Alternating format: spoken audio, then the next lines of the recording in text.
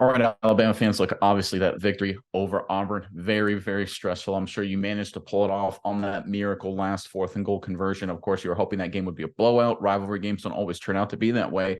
But it's important to understand it was kind of highlighted a little bit after the game and after the play, exactly why Alabama is so great all the time on top of what they do in the recruiting department. It's because they're the smartest football team in America. I'm going to very comfortably say that now. And we've got an article that kind of highlights that. We actually pulled a few conversations that ESPN had with Saban and a few players after the game discussing the play. And then we'll talk about it on the other side. Miles, if you want to throw it up.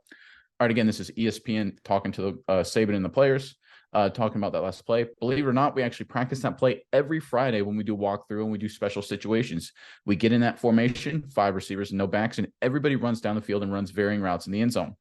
Defensive back Terrion Arnold went on to say, oftentimes when we do it in practice, we don't want to get guys hurt. So, I mean, we don't even really try to make a play on the ball. We let them catch it, and that came into fruition. Alabama defensive back Malachi Moore talking about, again, practicing. It might have paid off. It definitely did pay off for the Alabama Crimson Tide. And here's the important thing I want you Alabama fans to understand about this situation in this play. So I played college football, D1 AA FCS level. So obviously nowhere remotely close to Alabama. But this is a situation that every team in major college football does. Walkthroughs the day before the game, sometimes Thursday, 2 days before the game. You practice some special situations if you're smart. What we did in college, which was very stupid, we would practice maybe one Hail Mary attempt. We would practice maybe a fake field goal, and that was it. That was all we did. Now, we weren't a very good football team, to be totally honest, but we did not go through the level of detail that Alabama and Nick Saban do, right? This is a team, this is a program under Nick Saban. They practice, you better believe this isn't the only thing they're practicing in these situations. They practice this stuff all the time, and it's really smart, and almost every other program doesn't do it. And that's why in this situation, Alabama was prepared. Isaiah Bond was prepared. Milroe was prepared. The offensive line was prepared. Everybody was prepared. You know who wasn't prepared? Auburn. Because you better believe Hugh Freeze doesn't practice these situations at Auburn. And the result, of course, is Alabama getting this big win. Miles, I'm curious what your thoughts are on everything with Alabama. Of course, I think this is great coaching by Nick Saban. But Crimson Tide fans, here we go. They made it through the regular season after a rough start, going to the SEC championship game with a chance to make the college football playoff if they can beat Georgia. Give us your prediction, SEC championship game, Alabama, Georgia, in the comment section below. But Miles, give me your thoughts on everything with Alabama right now, specifically with the coaching and just how they're getting ready for this big time matchup coming up. Yeah, Nick, and you mentioned Alabama's ready. You mentioned Auburn not being ready, which leads me to the second comment by Arnold talking about they don't try to make plays on the ball. They kind of let the receivers go up and make the play in the end zone. And you think about it when you're prepping for something like that, if another team isn't ready, it's kind of the situation you're going to be running into the end zone, the defender not ready. So letting these guys go up and make plays on the ball in the end zone, smart decision too. Don't get anyone hurt. Just let them go up, get the ball, maybe put a little 50% pressure on them, something along those lines. So that's a really smart move by Alabama as well. But Nick, this is what you see when you have a superior college football team. This Alabama team, they didn't get the start to the game they wanted. The game kind of came down to the wire, and a lot of teams are going to be panicking. A lot of teams are going to be like, what are we going to do? What are we going to do? We don't know. But when you go through these situations all the time, you're able to keep, you're calm. Like we practice these kind of things all the time. That is like what we're talking about here. That is why Alabama is so smart, and that is why they're able to pull these things off. And I think we talked about this yesterday. This feels good for Alabama fans, almost a revenge type deal for the kick six. You got your game winning play back over on Auburn. But this just feels like something of destiny almost for Alabama, something that they've been working on, practicing, and for comes to fruition. That has to feel good where you run this play and practice all the time. And maybe if you're a player, you're thinking, man, Saban's gone a little bit crazy. Why are we doing this?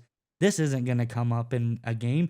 We may see this once in our lifetime. Well, this is the time that you see it, and this is when you make the completion, you get the touchdown, and it just felt like I said, something of destiny, something miraculous. The football gods look down on Alabama and just say, "Hey, there's more football left to play for the Crimson Tide." So I love this from Alabama.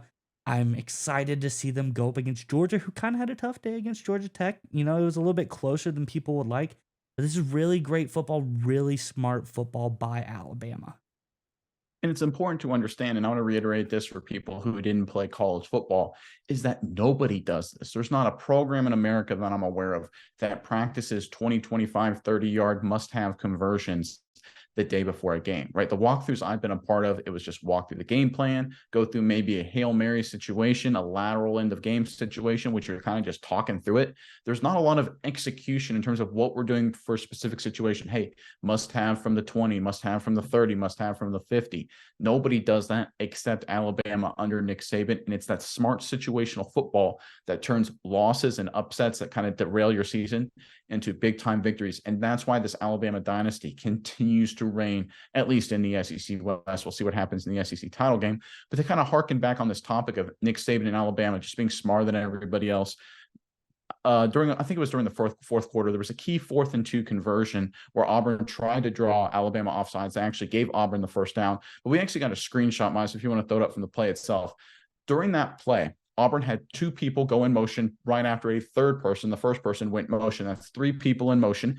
That's an illegal motion. That's an illegal shift. That's a penalty. So when Alabama jumped off sides and Auburn snapped it, that should have been offsetting penalties, should have been another 4th down attempt right then and there. The only person on the field, you literally have the entire SEC officiating crew that's supposed to know the rules.